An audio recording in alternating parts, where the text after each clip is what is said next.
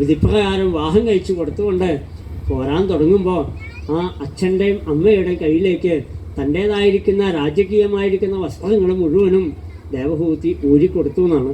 എന്തുകൊണ്ടാണ് ആ വേഷം ഇട്ടുകൊണ്ടിരുന്ന കൂടെ? നമ്മളാണെങ്കിൽ അങ്ങനെ ചെയ്യുള്ളൂ, അതല്ല എന്നാണ്. ഓരോന്നിനും യോജിച്ചതായിരിക്കുന്ന ആ ആഭരണങ്ങൾ അല്ലേ, വസ്ത്രങ്ങൾ, ഇതൊക്കെ വേണം. അമ്പലത്തിൽ പോകുമ്പോൾ ധരിക്കേണ്ട ഒരു വസ്ത്രം അല്ലേ, മാർക്കറ്റിൽ പോകുമ്പോൾ അതിന് വേറൊരു വസ്ത്രമാണ് നമ്മൾ ധരിക്കുക. അമ്പലത്തിൽ പോകണ സെറ്റ് കൊണ്ട് എടുത്ത് നമ്മൾ അങ്ങോട്ട് പോവില്ല. ഓരോന്നിനും ഓരോന്നുണ്ട്. ഒരാൾ മരിച്ചിടത്തേക്ക് പോകുമ്പോൾ നമ്മൾ നല്ല വേഷത്തിൽ പോവോ? അത് പോകുന്നില്ല. ഇങ്ങനെ ഓരോന്നിനും അതിൻ്റേതായിട്ടുള്ള ഭാവങ്ങളൊക്കെ ഉണ്ട് എന്നർത്ഥം. ഇവിടെയും അത് കാണിച്ചു തരികയാണ്. തൻ്റെ രാജകീയമായിട്ടുള്ള സകലത ഉപേക്ഷിച്ചിട്ട് ഒരാശ്രമത്തിലേക്ക് വരുമ്പോൾ അതിൻ്റെ ലാളിത്യം അത് നമ്മുടെ ആഭരണത്തിലും നമ്മുടെ വസ്ത്രരീതിയിലും അതേപോലെ തന്നെ നമ്മുടെ ജീവിതത്തിലും നമ്മുടെ സ്വഭാവത്തിലുമൊക്കെ ആ ലാളിത്യമുണ്ടോ ആ ജീവിതമാണ് ഉത്തരോത്തരം അഭിവൃദ്ധിപ്പെടുക എന്ന് നമുക്ക് കാണിച്ചു തരികയാണ്. എല്ലാം കൊടുത്തുകൊണ്ട് അവൾ തൻ്റെ ഭർത്താവിനെ നിത്യം പര്യചരൽ പ്രീത്യ ഭവാനീ ഭവം പ്രഭും. പാർവതി എങ്ങനെയാണോ പെരുവാരത്തപ്പനെ സേവിക്കണത് അതേപോലെ ഭവാനീവ ഭവം പ്രഭും മഹാദേവനെ ഗുരുവായൂരപ്പനായിട്ട് കണ്ടുകൊണ്ട് തൻ്റെ ഭർത്താവിന് വേണ്ടതൊക്കെ ചെയ്തു കൊടുക്കും. എന്നാൽ വിവാഹം കഴിഞ്ഞ് കുറേ നാളായിട്ട് കൂടി ഒന്നും മുഖത്തേക്ക് നോക്കണ്ടേ, ഭാര്യയുടെ മോന്ത എങ്ങനെ ഇരിക്കണമെന്ന് അറിയണ്ടേ, അതുപോലും അദ്ദേഹം നോക്കിയിട്ടില്ല എന്നാണ്. കാരണം അന്ന് മോൾക്ക് അദ്ദേഹം കണ്ണടച്ചിരിക്കുന്നതാ. എന്തുകൊണ്ടാണ്? ഒരിക്കലും ആവലാദികൾ ഉണ്ടാവരുത്, പരാതികൾ ഉണ്ടാവരുത്, വിലാപങ്ങൾ ഉണ്ടാവരുത്, ചിന്തകൾ ഉണ്ടാവരുത്. ഒരു കുടുംബജീവിതത്തിലേക്ക് കടക്കുമ്പോൾ എപ്പോഴും ദുഃഖം നിറഞ്ഞതാണ്. ദുഃഖത്തിലാണ് നമ്മൾ വന്നിരിക്കുന്നത്, ഇനി പോണതും ദുഃഖത്തിലാണ്. ജീവിതവും അതുകൊണ്ട് തന്നെ എന്തുണ്ടാവും? ദുഃഖത്തിൽ തന്നെയാണ്. മത്സ്യങ്ങൾ വെള്ളത്തിലുണ്ടായി വെള്ളത്തിൽ ജീവിച്ച് വെള്ളത്തിൽ തന്നെ ചാവണത് പോലെ നമ്മളും അങ്ങനെ തന്നെയാണ്. ദുഃഖത്തിലാണ് നമ്മൾ വന്നിരിക്കുന്നതൊക്കെ, ജീവിക്കണതും അത് തന്നെയാണ്. ഇപ്പോൾ സുഖം ഉണ്ടാവണമെന്ന് പറഞ്ഞാൽ എങ്ങനെയപ്പോൾ ഉണ്ടാവുക? അതൊരിക്കലും ഉണ്ടാവില്ല. എന്നും ദുഃഖം മാത്രമേ നമുക്ക് ഉണ്ടാവുള്ളൂ. അപ്പോൾ എന്നും പരാതികളും പരിഭവങ്ങളും ആ കോലാഹലങ്ങളുമായിട്ട് പോയാൽ ആ മനുഷ്യ ജീവിതത്തിൽ ഒരിക്കലും സുഖം ഉണ്ടാവില്ല. അതുകൊണ്ട് എല്ലാത്തിനെയും സഹിക്കാനും പൊറുക്കാനും നമുക്ക് സാധിക്കണം.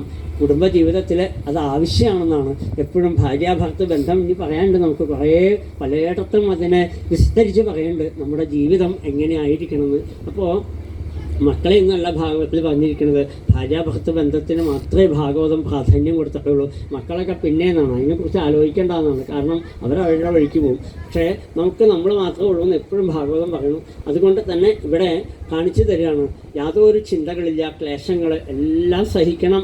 വിവാഹം എന്ന പേര് തന്നെ അല്ലേ, കല്യാണം കഴിഞ്ഞോ എന്നല്ല ചോദിക്കുക, വിവാഹം കഴിഞ്ഞോ എന്നാണ്. പണ്ടൊക്കെ വിവാഹം എന്നാ പറയുക. വിവാഹം സംസ്കൃത പദമാണ്, കല്യാണം എന്ന് പറഞ്ഞാൽ മലയാള പദമാണ്. അപ്പോൾ എന്താണ് വിവാഹം എന്ന് പറഞ്ഞാൽ? വിശേഷേണ വാഹം, ഒരു പ്രത്യേക കുതിരപ്പുറത്ത് സഞ്ചരിക്കുക എന്നാണ്. കുതിര എന്തിനാ ഉപയോഗിക്കുക? നമ്മൾ ഹൈവേ കൂടെ പോകാൻ ആരെങ്കിലും കുതിര ഉപയോഗിക്കാറുണ്ടോ? അതിന് യുദ്ധകളത്തിലും അതേപോലെ തന്നെ ആ കുണ്ടും കുഴിയൊക്കെ നിറഞ്ഞ സ്ഥലത്ത് കൂടെ പോകാനാണ് കുതിര ഉപയോഗിക്കുക.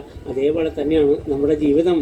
കുണ്ടും കുഴിയും ഒക്കെ നിറഞ്ഞതായിരിക്കുന്ന മലയിൽ കൂടിയും അങ്ങനെ തോടുകളും ഒക്കെ കാടിക്കടന്ന് പോകേണ്ടതാണ്. യുദ്ധകളത്തിലാണ് നമ്മൾ ഓരോരുത്തരും. യുദ്ധകളത്തിൽ ആരെങ്കിലും കാറിൽ ഇരുന്നിട്ട് യുദ്ധം ചെയ്യാറ് പതിവുണ്ടോ? ഒന്നുമില്ല. അതിനൊക്കെ കുതിരപ്പുറത്ത് തന്നെയാണ് അല്ലേ. അതേപോലെയാണ് ജീവിതത്തിൽ നമ്മൾ ഓരോരുത്തരോടും നമ്മളിങ്ങനെ യുദ്ധം ചെയ്തുകൊണ്ടിരിക്കുമ്പോൾ രോഗങ്ങൾ, ദുഃഖങ്ങൾ, ദുരിതങ്ങൾ, എന്തെല്ലാം പ്രശ്നങ്ങളാണ് നമ്മളെ നേരിടുന്നത് അല്ലേ.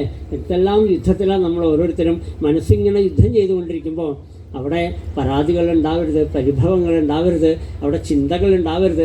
മറ്റൊന്നിനും സ്ഥാനമില്ലാതെ കണ്ട് എല്ലാത്തിനെയും സഹിക്കാനും പൊറുക്കാനും നമുക്ക് സാധിക്കണം. ആ മനസ്സിന് പാകത വരണം. അതാണ് പണ്ട് കാലത്തൊക്കെ 10 വയസ്സിലും 12 വയസ്സിലൊക്കെ കല്യാണം കഴിച്ചു വിടും അല്ലേ. അങ്ങനെയൊക്കെ ആയിരുന്നു പണ്ട് കാലത്ത്. എൻ്റെ മുത്തശ്ശിയൊക്കെ പറഞ്ഞിട്ടുണ്ട്. അപ്പോൾ അത് എന്തുകൊണ്ടാണെന്ന് വെച്ച് കഴിഞ്ഞാൽ ആ മനസ്സിന് പാകത വരാൻ വേണ്ടിയിട്ടാണ്. അപ്പോൾ കുറേ കാലം അങ്ങനെ കഴിയുമ്പോഴാണ് മനസ്സിന് പാകത, ഇരുത്തം വരിക എന്ന് പറയില്ലേ. ഇന്നിപ്പോൾ എന്താ ഇരുത്തൊന്നുമില്ല. അവിടെ ചെല്ലുമ്പോൾ തന്നെ കല്യാണം ആലോചിക്കുമ്പോൾ തന്നെ പെൺകുട്ടി ചോദിക്കുക, എന്തൊക്കെ ഉണ്ടായിക്ക്, എന്തൊക്കെ പരിപാടി എന്നാണ് ചോദിക്കുക. ബൈക്കുണ്ടോ, എവിടേക്കെങ്കിലൊക്കെ പോകാൻ പരിപാടി ഉണ്ടോ എന്നാണ്. അപ്പോൾ ധാരാളം പ്രതീക്ഷകളുമായിട്ടാണ് നമ്മൾ വിവാഹത്തിലേക്ക് വരിക അല്ലേ. പയ്യനോട് ചോദിച്ചാൽ അവനും പറയും, എൻ്റെ വലിയൊരു ലിസ്റ്റൊക്കെ ഞാൻ എഴുതി വെച്ചിട്ടുണ്ട്, എൻ്റെ ഭാര്യ വധുവിനെ കുറിച്ച് എനിക്ക് ചില സങ്കല്പങ്ങളുണ്ടെന്നാണ്. ഇവിടെ വരുമ്പോഴാണ് സങ്കല്പമൊക്കെ തകിടം മറിഞ്ഞിരിക്കുന്നത്. അത്ര അയാളുടെ വഴി, ഇവളുടെ വഴിക്ക്. അപ്പോൾ പിന്നെ അമ്മയെ തീരും. ഗുരുവായൂർ വെച്ചായിരുന്നു അത്ര താലികെട്ട്. എന്നിട്ടിപ്പോൾ എന്തുണ്ടായി? ഗുരുവായൂരപ്പൻ കണ്ട ഭാഗം നടത്തില്ല എന്നാണ്. താലി പൂജിക്കുന്നതിലൊന്നുമില്ല, അങ്ങനെ ഒരു പൂജയൊന്നുമില്ല, താലിയായിരുന്നമ്മ അങ്ങനെ ഒരു പൂജയൊന്നുമില്ല അത്ര. അപ്പോൾ നമ്മൾ 2 പൂവൊക്കെ ഇട്ടിങ്ങോട്ട് തരുന്നു മാത്രമേ ഉള്ളൂ, തിരുവേണ്ടി വെച്ച് നോക്കിയുള്ളൂ. 2 പൂവിട്ട് ഇങ്ങോട്ട് തരാമെന്നല്ലാതെ കൊണ്ട് താലിക്കൊരു പ്രത്യേക മന്ത്രം അങ്ങനെ മന്ത്രമൊന്നുമില്ല.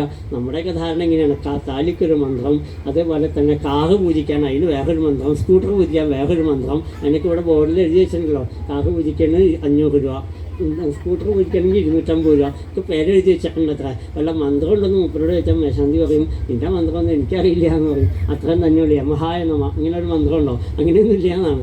അപ്പോൾ ഇതേപോലെ തന്നെയാണ് വിവാഹത്തിന് താലി പൂജ, അങ്ങനെ ഒരു സംഭവമൊന്നുമില്ല, പണ്ട് കാലത്തേ ഇല്ല. അപ്പോൾ ഇതൊക്കെ നമ്മൾ പിന്നീട് തുടങ്ങിയ കലാപരിപാടിയാണ്. നമ്മുടെയൊക്കെ ഹിന്ദുക്കളുടെയൊക്കെ കല്യാണം വീടുകളിൽ വെച്ചാണ്, അമ്പലത്തിൽ വെച്ച് കല്യാണം നടത്താൻ നിയമമില്ല, പണ്ട് കാലത്തും ഇല്ല.